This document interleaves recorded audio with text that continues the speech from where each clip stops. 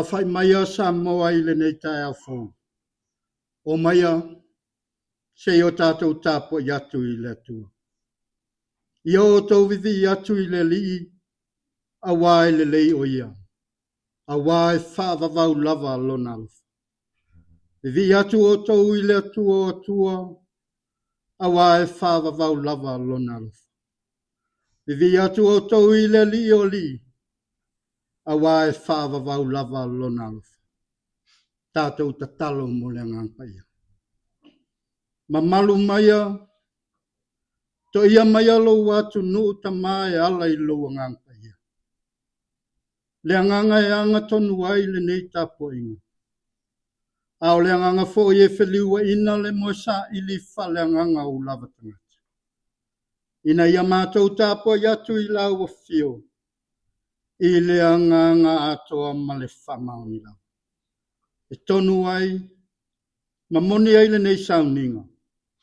Mo se vi inga o oilo mātou watua. Ono Yesu ke riso lo mātou a li whaola. Wa mātou mua i tatalo atu ai nei. Amene. O le a tātou vivi i le atua, i le pese se lau whās fulma le whao. Oh,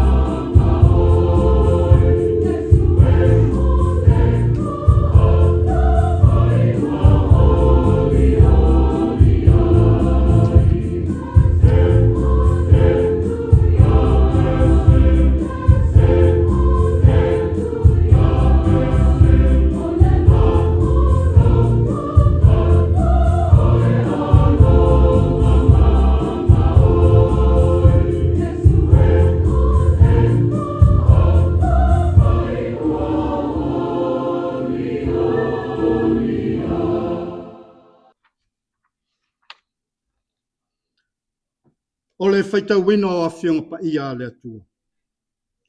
Tus filfilia o le nei tae au, maua mai le tusi o perfetta o Eskielu. Eskielu lona mta upu e valu, au te whaita wina le whai upu e tolu, se ia whangata mai le whai upu e onu. Whaafonga maia, ia whionga pa ia lo tātou ori.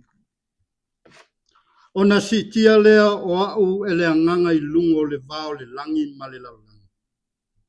Ma ua ave ia te au I whaalinga mai le atua I Yerusalema. I le pui pui o le whaitotoa o pito I tonu e whaasanga I le tū I matu. O le mea e nofo ai le tupu o le fua. O le na te whatupu ina le fua. Whauta fo I sai ia I le pupula o le atua o Israel. Wa tino mai ia e pei ona o iloa I le whanua laungtasi. Ona whetalai mai lea o ia te au. Le atali ia o le tangata. Ina te pā e ia I le ala I le tū I matu. Ona o te pā e lea I le ala I le tū I matu. Whauta fo I le tū I matu. I le whaito toa o le whata whaitaulanga. O le nātu pua o le fua I le mea I ui atuai. Ua whetalai mai foi o ia te au. Le atali ia o le tangata. Wa eiloa ea mea o lo whaia I lato. O mea te tele inosia. O lo whaia le a ingo I Sara elu nei. Ina ia o whaama mao malo malu malu. Aia e toi li liu ane. E te ilo ai mea inosia e si.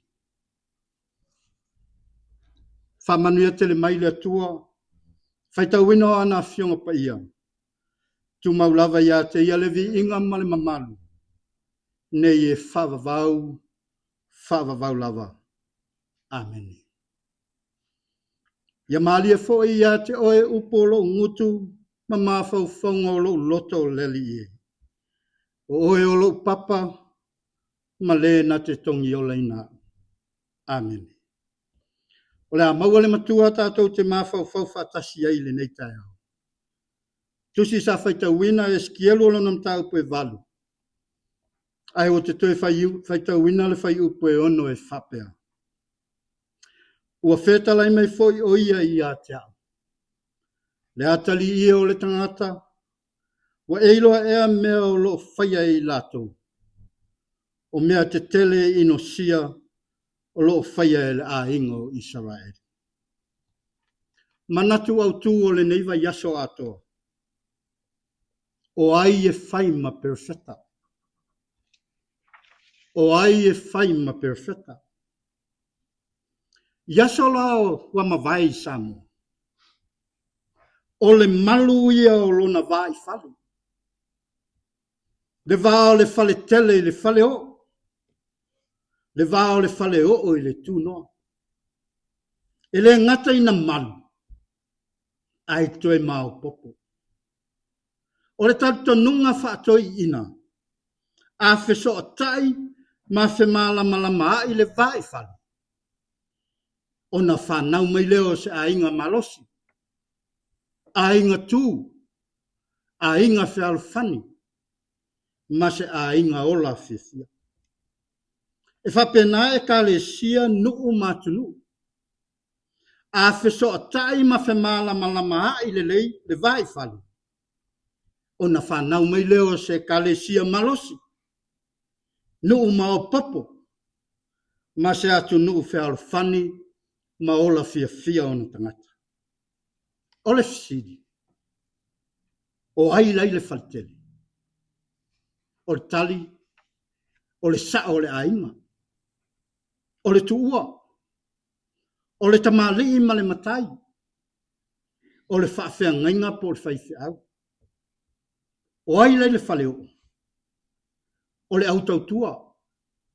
Tautua matavela. Tautua toto. Tautua upu. A o ai lai le tūnua. O le varusanga. O le asi. O le amo. O le tau ato. Fofo e ma le sapelu se tulo. I oe. A wheso a tai ma whe malama I le li o lea. O le a inga Samoa. ona tau lea o le ainga malosi, ainga fe alfani, ma ainga ola. Samoa, a o le ala le tiute, ma le matafa ioi, o le vai fale o le ainga Samoa. O le tiute ma le matafa ioi, e tatau ona fetua tuai. E tua mai le fale tele i le fale o. E tua mai le fale o i le tunoa. Samoa, a fetua tuai e malu. A feso tai le lei e malu. A faila e malu.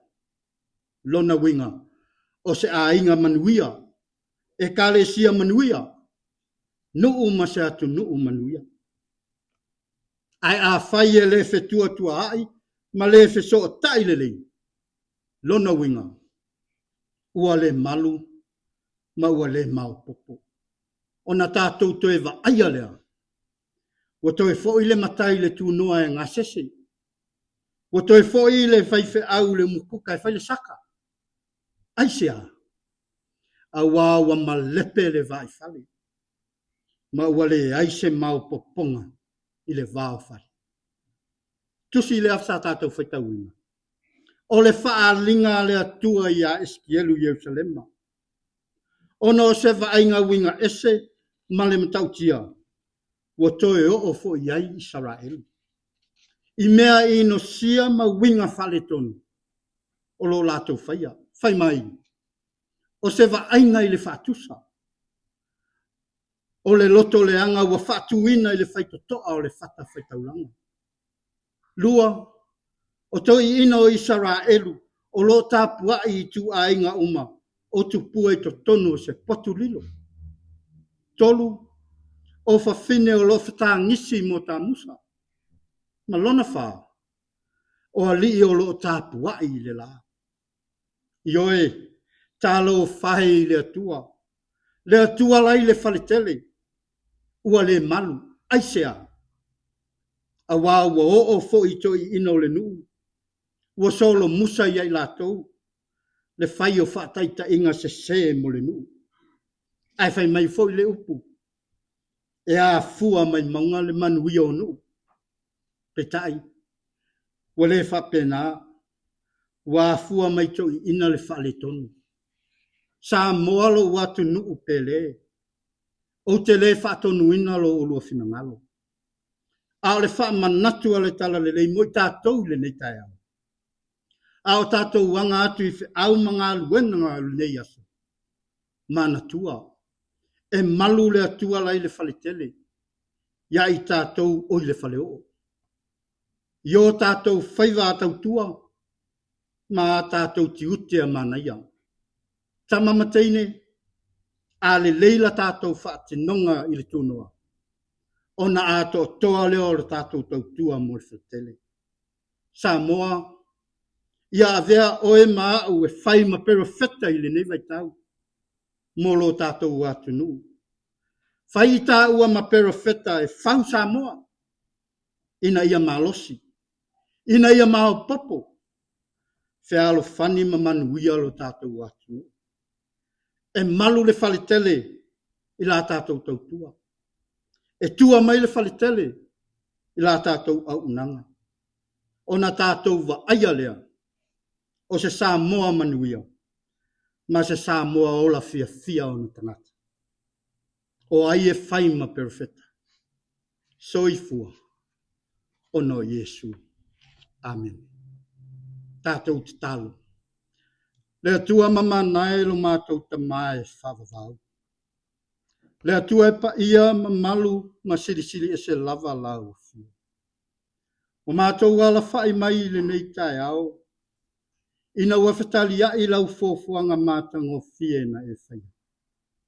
Le ai a fuai o na mātou vivi i pepese matāpua i atu i lau whio. O nore soifua manui o lo watu nu o Samoa. O whamalo le atua i lo alofa. Whaftai lo wanga lei. Au lau pule fo i wha soifua i lo mātou ola. Le au e fōa i maile nei aso. E whao popo i le soifua o lo watu nuu, malo mātou ora. Vi ia lau a whio i lau tau singa, ma lau leo leonga malu i a Samoa. Ai mese ngā solonga o le nei vai aso i ona au matiute. A o lava singa ma fuafuanga whai whia ngai malo atu. Mātou whaftai le li e o no lo walo whatau si tai tai e so mātou atu nu. Mai lava i tai tai whale malo, tai tai whale kalesia, tai tai o awhio anga manu, tai tai o a inga se ia o iona tangata lau tele. Tu maula i la o fio le vi inga ma le whanetanga, o le pule ma le mana malava, e o i le whaavavau lava. Le atua mi o tonu e, whamangalo lo atu nu, mai maunga te tele se ia o i maunga iti, mana ia mātou whanau. Ia via le tota pa ia o Yesu Keriso le li i whaola, e mamā ngalo ai lo atu nu o samu. Le li e, o mātou tatalo i le nei yaso wa e au mai. Le usu wa ai o lo atu nu ia lātou fe au ma fuafuanga wa umo na whātātitia. Mātou wala au i la ua fio, se ia malu pea lo atu nu i au au anga le lei. I le uta ma le tai, o le ulu fafo ma le ulu fale, ai mese whanau i au aunga. Ta maa so se wha moe moenga ma so se whaiva o le nei yaso, tau tai la ua fio e ngā solo le le iaine o. Mai e awa o mai fo ia i mātou, ina ia mātou māta ala ma wha auta le lei. Ia tonu fo ia mātou whainga whiriwhiringa, ia atangia pea le file mu o la ua fio, ma vea ilo atu nuu mai mātou uma, o le atu nuu o māfuta whatasi ma la ua fio. Whamanuia manga lei tai tai o so mātou atu nuu. Ia lātou tai tai ma le tonu, tai tai ma le alofa pule foi ma le lei. Ina ia fia lo watu no uma. Tatalo no tai tai o kālesia se to tonu so mātou atu no. O a lātou tau mawhainga mawhasufia i ngā wāse manuia o Samoa mon tangata. Whamanuia manga le lei la o fia. Awai foi o fia maua lau so swani, o no maftianga o lo whenga iai le ne yaso. Apatu iai au au wha mawhanawhana. Tama e iu a mātou whi au o le ne yaso i le manuia. O na mātou wha fo i leo le vi inga i lau fio e whavavau. O la mātou tatalo lea whatasi ma le tele o mātou mana o leli e. Mātou te ofo ina atu i lau fio. Whaia iai lau whina ngalo ai leo mātou loto. Tu mamai ai lunga o lo watu no o Samoa. Tu mamai fo i lunga o lau whanau umai le nalo langi atua. Le manuia ma le file mu o lau o fio le tua le tamā. Le alofa muti vale o Yesu Keriso lo mātou o li i whaola. Mā futa pea i mātou malou lava ngangpa ia. Ne ima ia o i le whaavavau lava. Amen.